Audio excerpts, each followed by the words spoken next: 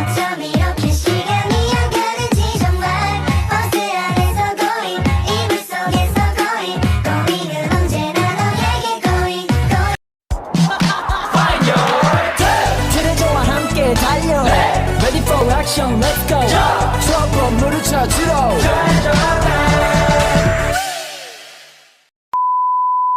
Assalamualaikum warahmatullahi wabarakatuh.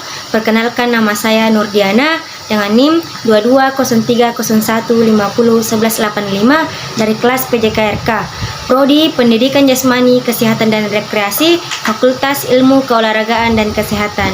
Baik, pertama-tama yang saya hormati Bapak Dr. Andes Ahmad Adil MPD selaku dosen pengampu mata kuliah Filsafat Penjas dan Olahraga, dan teman-teman sekalian yang saya banggakan.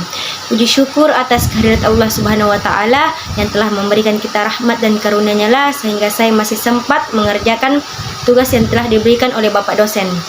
Tak lupa pula kita kirimkan salawat serta salam kepada Nabi besar kita Muhammad SAW, karena berkatnya lah yang telah membawa kita dari alam kegelapan menuju alam yang terang benderang seperti saat ini. Baik, pada kesempatan kali ini saya akan memaparkan materi yang berjudul Bermain dan Olahraga, sebuah kajian filsafat. Simak video selanjutnya. Adapun materi yang pertama yaitu A. Konsep dasar bermain atau play. Berbagai macam respon secara sadar itu dinyatakan dalam bentuk kegiatan bermain sebagai fitrah manusia yang hakiki, sebagai makhluk bermain, sebagai kegiatan yang tidak berpretensi apa-apa kecuali sebagai luapan ekspresi, pelampiasan ketegangan, atau peniruan peran. Dengan kata lain, aktivitas bermain dalam nuansa keringanan itu memiliki tujuan yang melekat di dalamnya. Real. Bermain itu sendiri bukanlah sesuatu yang real, sehingga bermain pada anak misalnya berlangsung dalam suasana tidak sungguh-sungguh. Namun, bersamaan dengan itu pula terdapat kesungguhan yang menyerap konsentrasi dan tenaga. Unsur ketegangan ini di dalamnya tidak lepas dari etika, seperti tersirat dalam semangat fair play yang selanjutnya menguji ketangguhan, keberanian, dan kejujuran pemain. B. Konsep dasar olahraga atau sport. Seiring dengan perubahan sosial dan perubahan iptek, pencarian konsep olahraga hingga tuntas tidak akan berhasil diperoleh karena definisi itu mengalami perubahan. Tidak mengherankan jika definisi klasik olahraga yang bertumpu pada permainan dan peragaan keterampilan fisik dengan dukungan usaha keras kelompok otot-otot besar misalnya semakin sukar dipertahankan. Definisi olahraga yang dikemukakan Matveyev 1981 dalam Rusli 1992 bahwa olahraga merupakan kegiatan otot yang energik. Dalam kegiatan itu atlet memperagakan kemampuan geraknya atau performa dan kemauannya semaksimal mungkin, cenderung merupakan sebuah rumusan dari sudut pandang olahraga elit kompetitif. Interpretasi pengertian olahraga dipengaruhi oleh interpretasi pengertian olahraga di Eropa yang kemungkinan memperoleh pengakuan di Amerika Serikat. Istilah olahraga mencakup pengertian yang luas, bukan hanya olahraga kompetitif, tetapi juga aktivitas pada waktu senggang sebagai pelepas lelah dan kegiatan pembinaan kebugaran jasmani. Misalnya dalam Seidentop 1984. Kata lain istilah olahraga. Dengan kata lain istilah olahraga atau sport tidak digunakan dalam olahraga kompetitif yang sempit, karena pengertiannya bukan hanya sebagai himpunan aktivitas fisik yang resmi terorganisasi atau formal, dan tidak resmi informal, yang tampak kebanyakan dalam cabang-cabang olahraga, namun juga dalam bentuk yang mendasar seperti senam, pelatihan kebugaran jasmani, atau aerobik. Fungsi dan tujuan.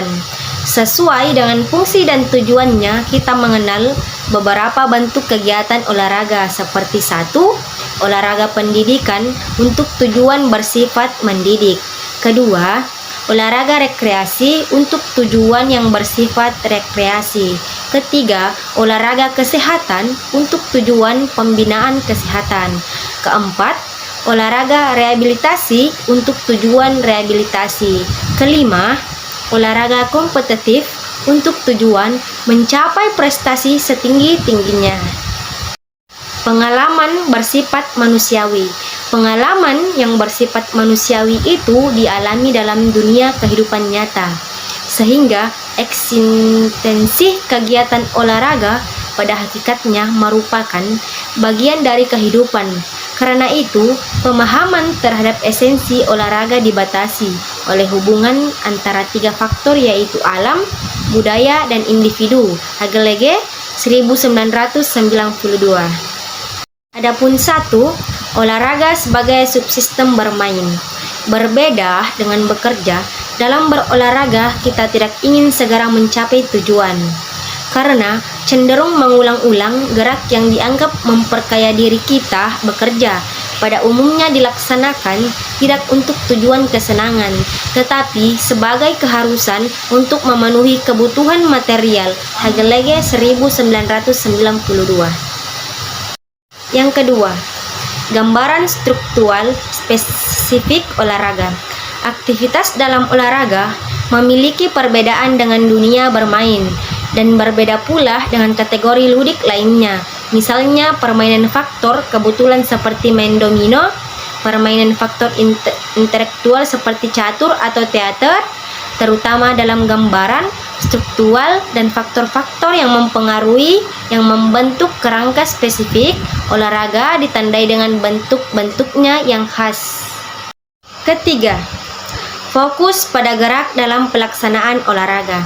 Perwujudan gerak dalam olahraga itu terkait dengan aspek-aspek dorongan atau drive pada manusia, juga terikat dengan faktor-faktor sosial dan budaya, seperti juga mempengaruhi suasana, kewijaan atau mood dan motif. Pelaksanaan gerak dalam olahraga selalu termasuk dalam lingkup keterampilan yang dipelajari, yang maksudnya keterampilan itu akan dikuasai melalui proses belajar mengajar yang berarti. Yang keempat, realitas olahraga. Meskipun peraturan remi, norma dan nilai-nilai olahraga menggiring kegiatan alamiah dan perilaku universal seperti berjalan, berlari, melempar, dan melompat ke arah penafsiran ulang yang spesifik. Hal ini tidak berarti secara a priori atlet meninggalkan realitas dunia faktual. Yang terjadi adalah dia yang bersama yang lain memainkan sebuah permainan yang real dalam konteks bermain. 5. Penampilan dan prestasi dalam olahraga. Olahraga pada dasarnya tidak selalu mengacu pada maksud dan tujuan eksternal, seperti halnya dengan bentuk permainan. Kegiatan itu diwarnai oleh drama dari setiap gerak. Karena itu, upaya untuk mempertahankan unsur ketegangan sebagai titik tengah antara kondisi yang membosankan dan tuntutan yang berlebihan merupakan komponen absolut dan ciri-ciri dunia olahraga. 3 dimensi karakteristik prestasi olahraga. Ada 3 dimensi karakteristik prestasi olahraga, yaitu A. Prestasi itu dinyatakan melalui aspek jasmania. B. Kegiatan dilaksanakan secara sukarela. C. Kegiatannya tidak dimaksudkan untuk menghancurkan orang lain, tetapi justru untuk meningkatkan solidaritas. 6.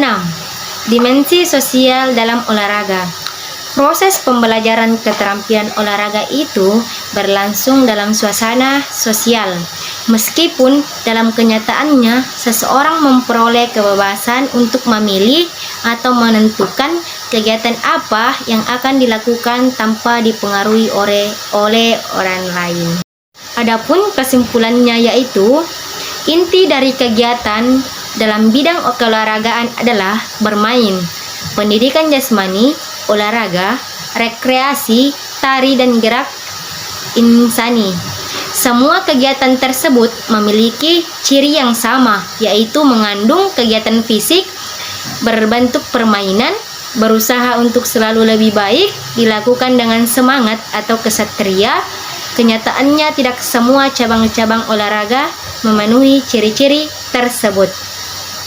Baik, itulah tadi pemaparan materi dari saya yang berjudul Bermain dan Olahraga, sebuah kajian filsafat. Apabila ada kekurangan mohon dimaafkan. Wabillahi taufiq wal hidayah. Assalamualaikum warahmatullahi wabarakatuh.